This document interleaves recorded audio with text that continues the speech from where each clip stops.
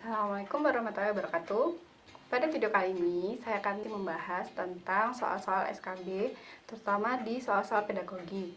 Seperti video sebelumnya, jadi soal pedagogik itu tentang kependidikan atau tentang peserta didikan, tentang guru, dan administrasi pendidikan. Nah, sekarang kita coba kerjakan soal berikut ini ya. Rencana pelaksanaan pembelajaran atau RPP disusun untuk setiap KD yang dapat dilaksanakan dalam satu kali pertemuan atau lebih. Dijabarkan dari sekarang kita lihat silabus untuk pembuatan indikator dan tujuan pembelajaran dalam upaya mencapai KD. Bukan. Yang B, silabus untuk pembuatan tujuan pembelajaran dan materi dalam upaya mencapai KD. Bukan juga. Kalau yang C, silabus untuk pembuatan indikator dan penilaian dalam upaya mencapai KD. Bukan juga. Silabus untuk mengarahkan kegiatan belajar peserta didik dalam upaya mencapai KD.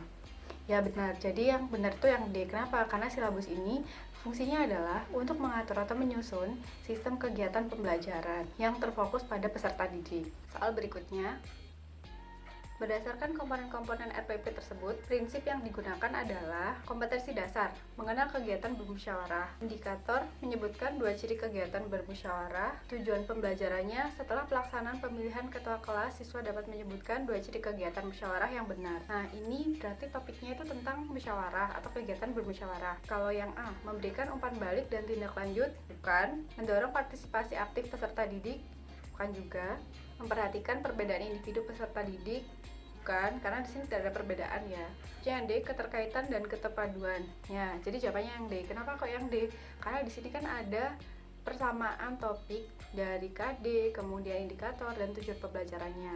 Nah, jadi karena persamaan topik tersebut sehingga selaras dan padu. Jadi jawabannya yang D. Lanjut ke soal berikutnya. Dalam menggunakan media dan alat bantu mengajar, guru sebaiknya memperhatikan beberapa faktor di bawah ini, kecuali A. Metode mengajar yang digunakan guru, ini harus diperhatikan, jadi bukan. Karakteristik bahan ajar, ini juga perlu diperhatikan ya dalam kegiatan pembelajaran, jadi bukan juga. Yang C, waktu yang tersedia untuk kegiatan pembelajaran. Nah, ini waktu. Jadi, kadang waktu itu memang sudah ditentukan. Namun tidak tentu kita itu melakukan pembelajarannya itu bisa dilakukan misalnya 2 kali pertemuan itu selalu di kelas, tidak. Jadi nanti waktunya itu fleksibel gitu. Jadi yang C bukan. Yang D, buku sumber belajar untuk siswa. Ini sangat penting untuk pendamping siswa. Ketika guru mendampingi temannya yang lain, maka siswa yang lain itu bisa mencari informasi atau belajar mandiri dari buku siswa tersebut atau buku sumber belajar. Jadi buku sumber belajar ini penting dan jawabannya adalah yang C. Lanjut ke soal berikutnya. Maka guru tersebut dapat dikatakan menggunakan pembelajaran yang berbasis. Oke, kita lihat dulu aktivitasnya. Membekali murid tidak hanya dengan fakta-fakta, melainkan diarahkan pada kemampuan penguasaan dalam proses berpikir dan berkomunikasi. Yang kedua, berperan sebagai fasilitator dan pembimbing belajar peserta didik. Yang ketiga, melakukan penilaian yang mencakup cara-cara penyelesaian masalah dengan berpatokan pada aturan yang berlaku, seperti peta konsep, diagram Venn, portofolio, uji kompetensi, dan uji komprehensif. Berdasarkan 3 aktivitas atau kegiatan tersebut, ini kita bisa menyimpulkan bahwa kegiatan pembelajarannya itu berbasis konstruktivisme. Kenapa kok konstruktivisme? Karena di sini ada proses berpikir, kemudian penyelesaian masalah. Jadi, konstruktivisme adalah teori perkembangan intelektual dan kognitif, atau dia tuh sifatnya membangun gitu loh. Kan konstruktivisme. Konstruktivisme itu dari kata konstruksi. Konstruksi kan membangun. Jadi dia itu meliputi intelektual dan kognitif. Cocok karena ada kata kuncinya yaitu proses berpikir dan penyelesaian masalah. Jadi jawabannya yang C.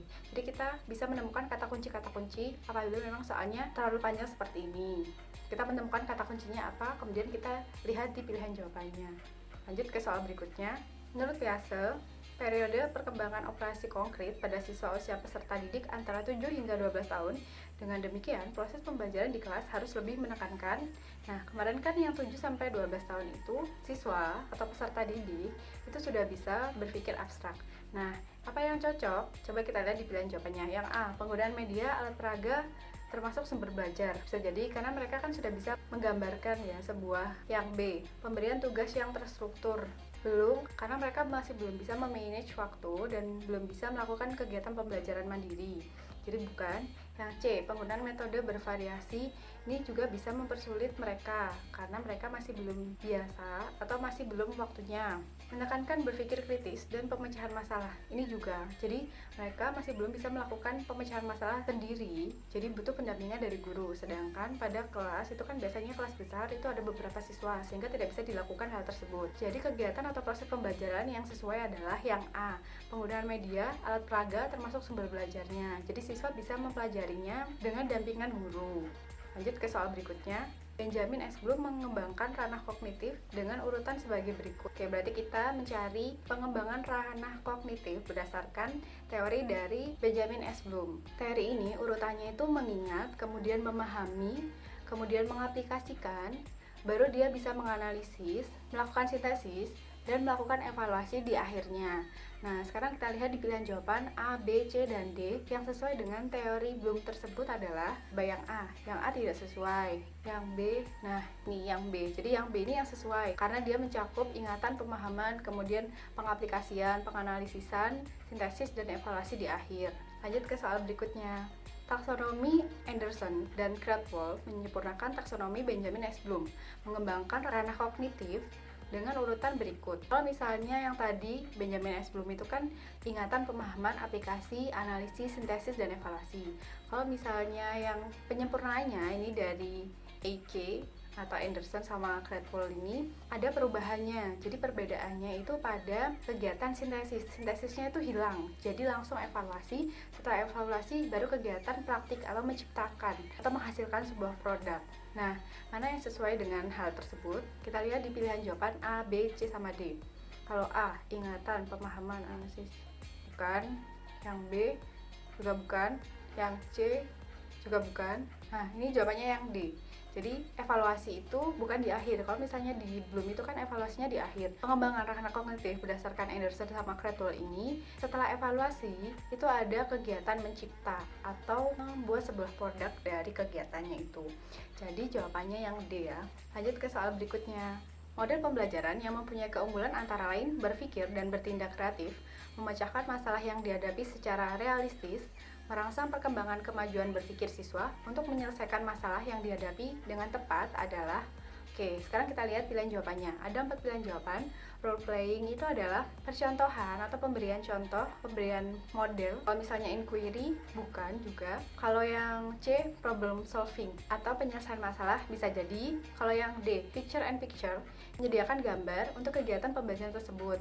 Nah, ini bukan. Kita lihat di kata kuncinya. Ada kata kunci menyelesaikan masalah. Nah, ini kan ada menyelesaikan masalah, problem solving, berarti yang cocok. Berarti jawabannya yang C. Lanjut ke soal berikutnya. Faktor yang penting dipertimbangkan guru dalam melaksanakan diskusi pemecahan masalah proses pembelajaran adalah yang A, waktu yang tersedia untuk melaksanakan diskusi, bukan. Yang B, rumusan masalah yang harus didiskusikan, bisa jadi. Yang C, menggunakan media dan alat bantu, tidak. Jadi di sini itu kata kuncinya adalah kemampuan yang paling penting dimiliki guru tentang media. Berarti kalau misalnya bahan untuk membuat media itu tidak terlalu dipertimbangkan. Kalau yang B, membuat media dan alat bantu sederhana, ini bisa jadi. Kenapa? Karena untuk pembuatan media dari apapun atau bahannya itu tidak dipertimbangkan. Yang penting kemanfaatannya dan mampu membantu guru dalam menyampaikan materi kepada siswa atau mudah dipahami oleh siswa. Berarti jawabannya yang B, karena membuat media dan alat bantu sederhana itu merupakan kegiatan penunjang dalam kegiatan pembelajaran dan merupakan kemampuan penting yang harus dimiliki oleh seorang guru. Lanjut ke soal berikutnya. Fungsi indikator dijadikan sebagai penanda dalam. Indikator itu adalah poin-poin yang digunakan untuk mengukur sebuah ketercapaian. Nah, indikator ini biasanya berada di standar kelulusan atau SKL. Kita lihat dulu di pilihan jawabannya. Ini ada SK, KD, tujuan pembelajaran, standar kelulusan. Nah, berarti jawabannya yang D, karena indikator itu fungsinya memang sebagai penanda pencapaian standar kelulusan. Jadi siswa itu lulus atau tidak. Nah, itu harus ada indikatornya. Indikator lulus itu seperti apa? Misalnya nilainya harus 75, kemudian nilai sikapnya apa, seperti itu. Lanjut ke soal berikutnya. Tindakan yang paling tepat dilakukan pada saat siswa mengalami kesulitan memahami pelajaran yang sedang diajarkan adalah mengulang kembali bahan yang diajarkan. Tidak, karena ini kan siswa, itu kan tidak hanya satu di kelas, ada banyak siswa. ketika ada beberapa siswa saja yang mengalami kesulitan, maka kita tidak bisa mengulang kembali karena kita juga mempertimbangkan hak dari siswa yang sudah paham tadi. Hal yang B, memberikan tugas agar siswa mempelajari bahan yang belum dipahami.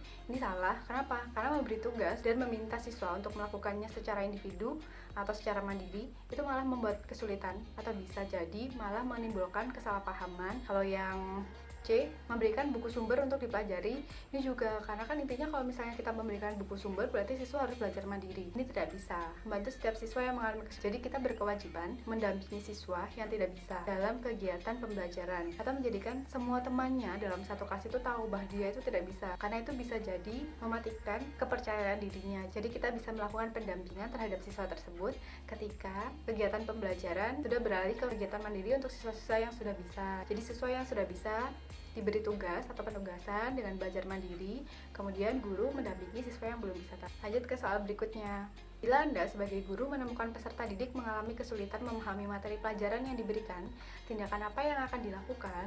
Memindahkan tempat duduk peserta didik ke meja yang paling depan. Ini tidak boleh, karena siswa itu bisa jadi psikisnya terganggu atau malah dia nanti akan minder, tidak nyaman dalam kelas tersebut. Tidak boleh. Mengulangi penjelasan bahan ajar kepada seluruh peserta didik.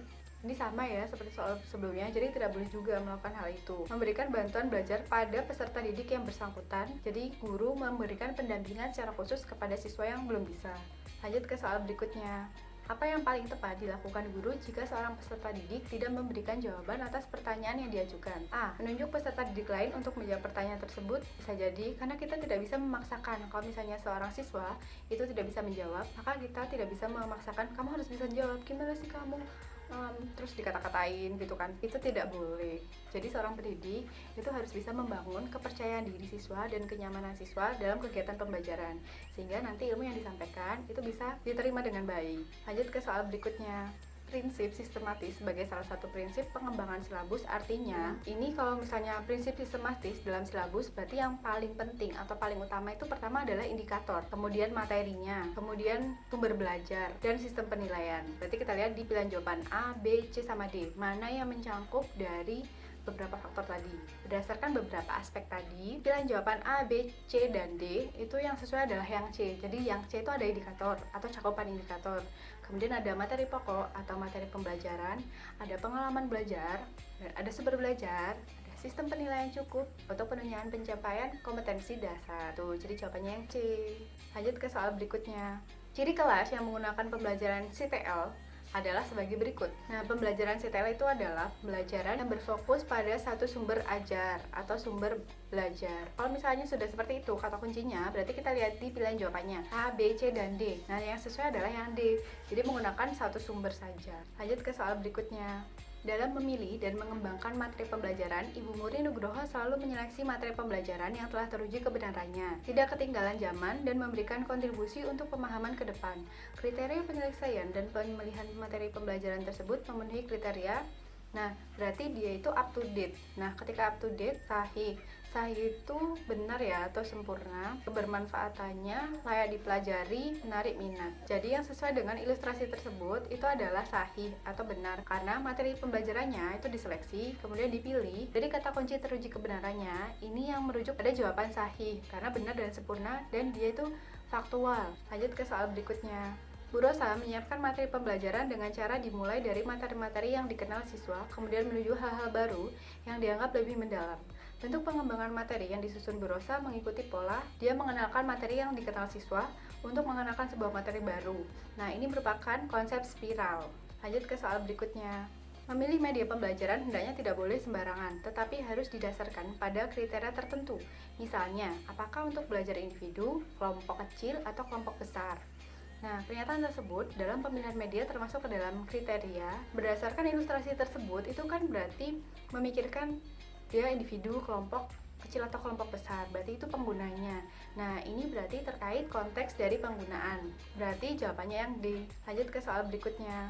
Pada saat mempersiapkan pembelajaran, seorang guru dapat menyusun strategi pembelajaran dan menentukan media yang akan digunakan dalam pembelajaran tersebut. Kemampuan dasar yang harus dimiliki seorang pendidik terkait dengan keterampilan memilih media pembelajaran adalah pendidik harus mengetahui latar sosial budaya siswa Tidak. Yang B, pendidik harus memahami karakteristik dari media pembelajaran tersebut. Yang C, pendidik harus menyesuaikan diri dengan kemampuan sekolah. Yang D, pendidik menyesuaikan dengan materi pembelajaran, kesesuaian materi pembelajaran ya. Jawabannya yang B. Kenapa kok yang B? Karena seorang pendidik itu harus memahami karakteristik dari media pembelajarannya. Karena media pembelajarannya ini kan digunakan untuk transfer ilmu ke peserta didik untuk menarik peserta didik, sehingga harus tahu karakteristiknya agar dapat menggunakannya secara maksimal di kegiatan pembelajaran untuk mentransfer ilmu ke peserta didik. Baik, sekian. Terima kasih telah menonton. Sampai ketemu di video selanjutnya. Wassalamualaikum warahmatullahi wabarakatuh.